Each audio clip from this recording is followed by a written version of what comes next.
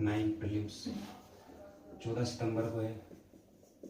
ठीक है, तो काफ़ी लोगों के मेरे पास मैसेज आए कि सर पेपर कैसे अटेम्प्ट करना है, क्या पेपर का पैटर्न रहेगा, किस तरीके से मोटिवेट रहें, क्योंकि लास्ट समय के अंदर मोटिवेशन अपना जो होता है वो नीचे की तरफ जाता है। तो सबसे पहले बात करते हैं कि पेपर का पैटर्न क्या होता है। पेपर का पैटर्न जो होता है आपको सबको पता है, 20+20+20+20 5 भागों के अंदर आता है। एक के अंदर 20 के अंदर मैथ, रीजनिंग, जीके वाला पोर्शन आता है, और चारों के अंदर जो होता है वो नर्सिंग वाले पोर्शन आते हैं।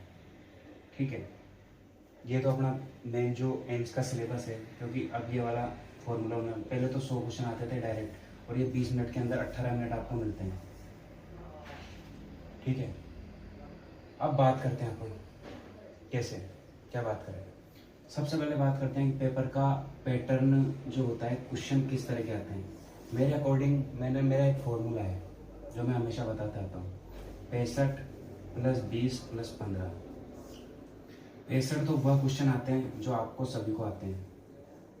20 क्वेश्चन वो आते हैं जो अपना डायलॉग होता है कि आते हुए क्वेश्चन गलत हो गए, और 15 वह क्वेश्चन आते हैं जो ना तो मेरे को आते हैं, ना किसी मास्टर को आते हैं, ना किसी को आते हैं। ठीक है, ये पैटर्न हो गया अपना एम्स का।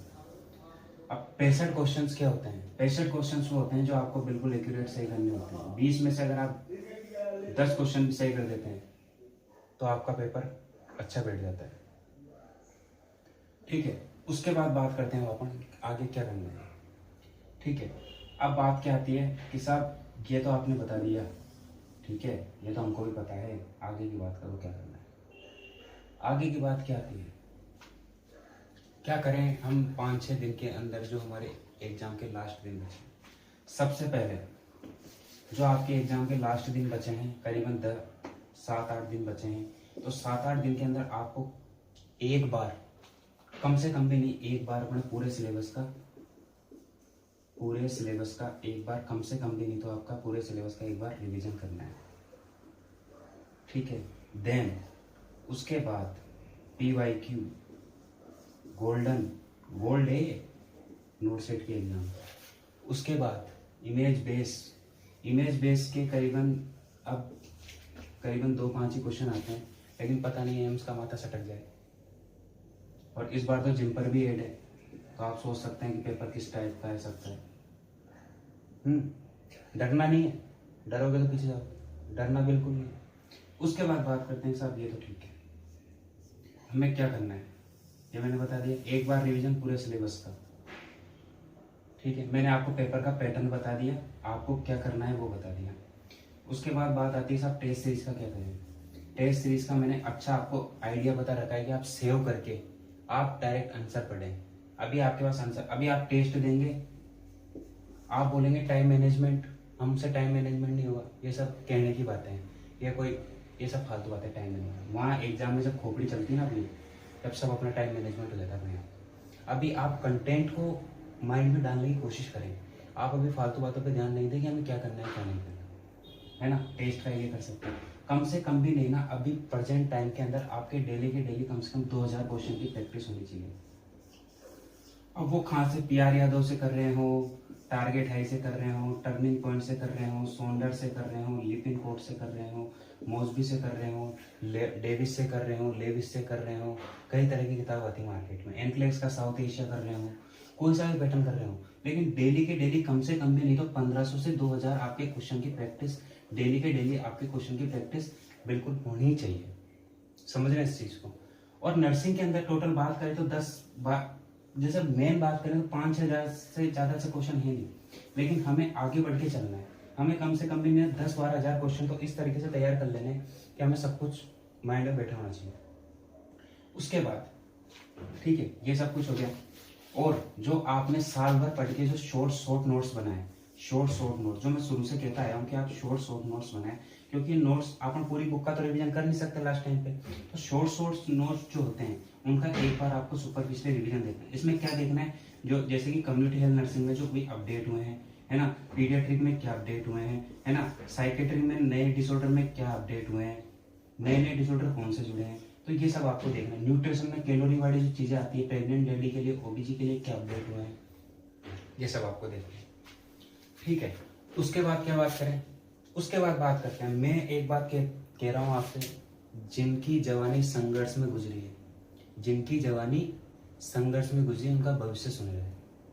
मनुष्य का जीवन जो है 2 बार जन्म होता है, एक तो माँ की कोख से, और दूसरी बार जब अपनी नौकरी लगती है, वो भी अपनी दूसरी लाइफ ही होती है। ठीक है, तो शास्त्रों में यही कहा गया है कि आपका जो जीवन है, अगर आप जो अपना नया वर्जन आप लाना चाहते हैं अपने भविष्य दुनिया के सामने, तो आप जब भी ला सकते हैं, आप मेहनत करके ला सकते हैं। और इस टाइम आपको फालतू टाइम बिल्कुल वेस्ट नहीं करना है।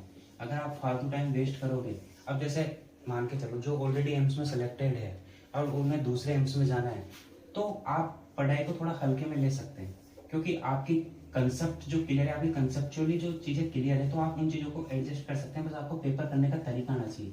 और पेपर करने का तरीका क्या होता है वो मैं आपको बताएगा। ठीक है, उसके बाद बात करेंगे पेपर करने का तरीका क्या है। पेपर करने का तरीका जो होता है, कितने क्वेश्चन हमें अटेम्प्ट करने चाहिए, मैक्सिमम टू मैक्सिमम 90 क्वेश्चन। और मैं पेपर देता तो मैं कितने क्वेश्चन अटेम्प्ट करता, मैं क्वेश्चन अटेम्प्ट करता 94 प्लस। ठीक है, क्योंकि प्री जो है वो ओनली क्वालिफाई एग्जाम, अगर इसके अंदर ही अगर आप क्वालिफाई नहीं होगे तो आपका लेने के देने पड़ जाएंगे। अगर जनरल कैटेगरी से हो तो जनरल कैटेगरी का आपको पता है 95, 96, 98 ऐसे कट ऑफ जाती है।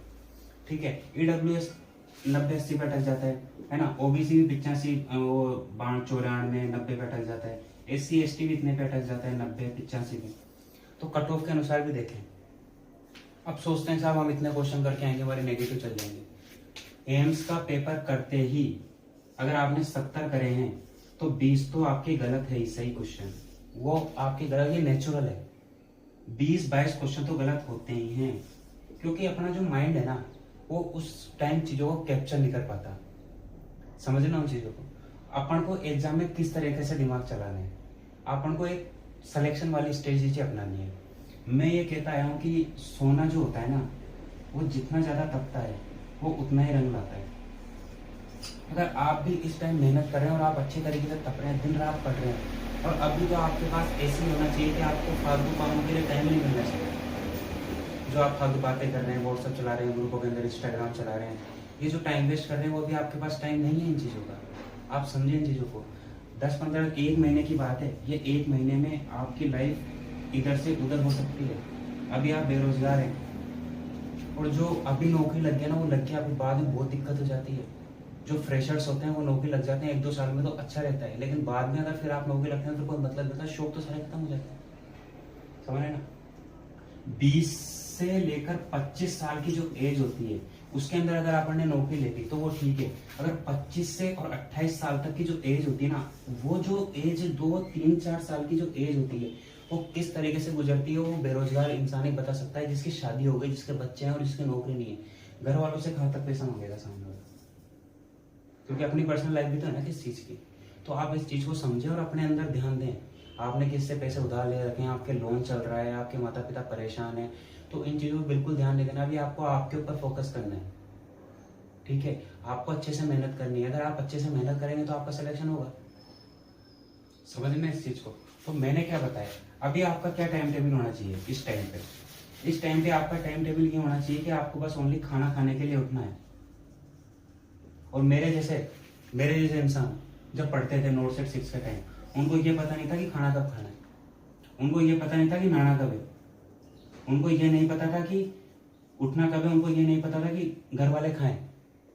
इस तरीके से हम पागल हुए थे 2 महीने। जब तो मैं बोलता हूँ कि 2 महीने में मैंने कैसे सिलेक्शन है। 2 महीने पहले मेरी भी ऐसी हालत थी कि मैं भी ऐसे नहीं पढ़ता था, पर 2 महीने जो मैं एक चीज बताऊँ, मनुष्य का जो कैचिंग पावर ना, मनुष्य में निरंतरता की क्षमता है जो एक मनुष्य के अंदर ही है। वो जितना ज्यादा पढ़ेगा उस चीज को कैच करेगा।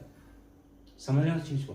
तो आप भी अच्छे तरीके से अगर लास्ट समय में भी अगर आपकी चीज अगर मान के चलो अभी जैसे 96 कट ऑफ गई है और आप क्या है 95.40, कितनी बुरी बनेगी, कितनी बुरी बनेगी। कई बच्चे तो ऐसे हैं जिनसे प्रीलिम्स क्लियर नहीं हो रहा, 4-4 साल से एग्जाम दे रहे हैं, उनसे प्रीलिम्स क्लियर नहीं हो रहा। वो रात दिन मेहनत कर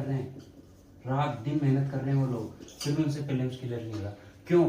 क्योंकि एक तो स्ट्रेस एक एंजाइटी वो आपको लेके डूबती है।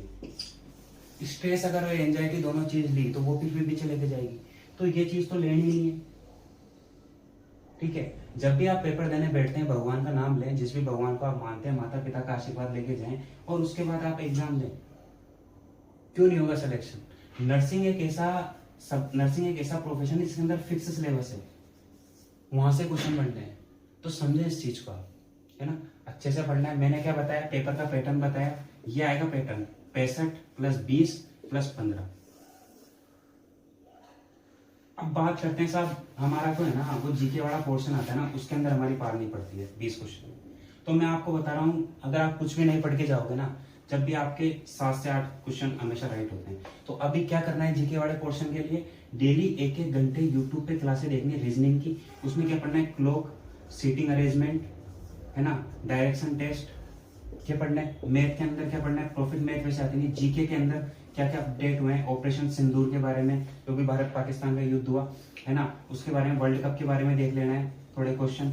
उसके बारे में जो भी नए नए अपडेट होते हैं, अभी अमेरिका और भारत के जो भी करंट मुद्दे चल रहे हैं, टेरिफ वेरिफ के बारे में वो देख लेना है। और भारत के स्टेडियम देख लेने, सबसे लार्जेस्ट स्टेडियम कहाँ है ना, भारत का खेल कौन सा है। ये बेसिक क्वेश्चन पूछे जाते हैं, डरना बिल्कुल नहीं है। नर्सिंग में भी ऐसा ही है। अब बात करते हैं मेन सब्जेक्ट नर्सिंग का कौन सा, आपको मेन भूमिका कौन सा सब्जेक्ट निभाएंगे। मेन भूमिका जो सब्जेक्ट निभाएंगे आपकी, एमएसएन तो वैसे आना ही बंद होगी, फंडामेंटल, ओबीजी, साइकेट्री इस बार देखना चांद मारेगी। मैं कह रहा हूँ आपसे, इस बार चांद बन के चमकेगी साइकेट्री, जैसे रात में एकदम से चमकती है वैसे साइकेट्री चमकेगी, पिछले साल में नहीं चमकी। और साइकेट्री का ऐसा एक बार आती, एक बार नहीं आती, एक बार आती, एक बार नहीं आती। पीडियाट्रिक ऐसे ही, ये एक दिन की सब्जेक्ट हैं। साइकेट्री 1 दिन की सब्जेक्ट है, पीडियाट्रिक 1 दिन की सब्जेक्ट है, फंडामेंटल 2 दिन की है, सीएचएन 1 दिन की है, एमएसएन 4 दिन की है। अगर मस्त वाला रिवीजन करके आप अगर तैयारी करते हैं तो अच्छे से पढ़े, मस्त होकर पढ़े, बिल्कुल टेंशन नहीं लेना है। कोई भी तरह का अगर डाउट होता है तो आप मेरे को मेरे नंबर पे फोन कर सकते हैं 9782758908। और जो अभी ये लास्ट में जो फ्री टेस्ट सीरीज चलेंगे, इनके ऊपर भी बिल्कुल ध्यान नहीं देना, ये आपका कॉन्फिडेंस गिराएंगे। क्योंकि टेस्ट में अपने नंबर कम आते हैं, और मेरे क्या था, मेरे टेस्ट में नंबर नहीं आते थे, और एग्जाम में टॉप करता हूँ, ठीक है। मैंने तो वैसे एग्जाम देना ही बंद कर दिया, और मेरे एग्जाम में अच्छे नंबर आए मेरे। जब नोट सेट 6 में मेरे टॉप रैंक आई, तो उस टाइम मेरे टेस्ट में पता है कितने नंबर आए, 30, 32, 40। लगता ही नहीं था कि प्री भी क्लियर हो जाएगा, लेकिन हर बार मेरा 3-4 बार मैंने नोट सेट के एग्जाम दिए, हर बार मेरा प्री क्लियर होता था। और 80-20 वाले 80-20 को स्पेशल ध्यान रखना है। और इस बार तो सीटें भी 3500 है, ये बहुत अच्छी अपॉर्चुनिटी है आपके पास, इतनी सीटें कभी नहीं आएगी। समझ रहे हैं इस चीज को, ESIC भी है इसके अंदर। तो आप आराम से अच्छे तरीके से मेहनत करें, अपने लिए पढ़ें, अपने माता पिता के लिए पढ़ें, अपने माता पिता को गर्व महसूस कराने के लिए पढ़ें, और अच्छे तरीके से मन में मोटिवेशन लेके एक ऐसा ये सोचें कि हमारा सिलेक्शन इस बार श्योर है, ठीक है। इसी बात के साथ धन्यवाद।